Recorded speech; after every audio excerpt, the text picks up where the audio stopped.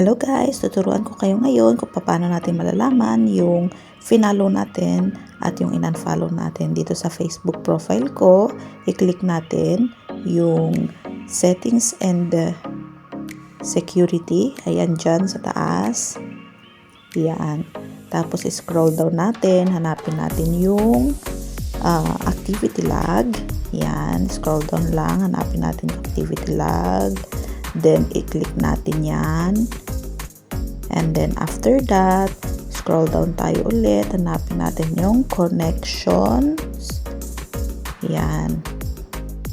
I-click natin yung connections. Tapos, hanapin natin yung followers. Then, manage followers. Yan. Tapos, who you followed and unfollowed, click nyo yan.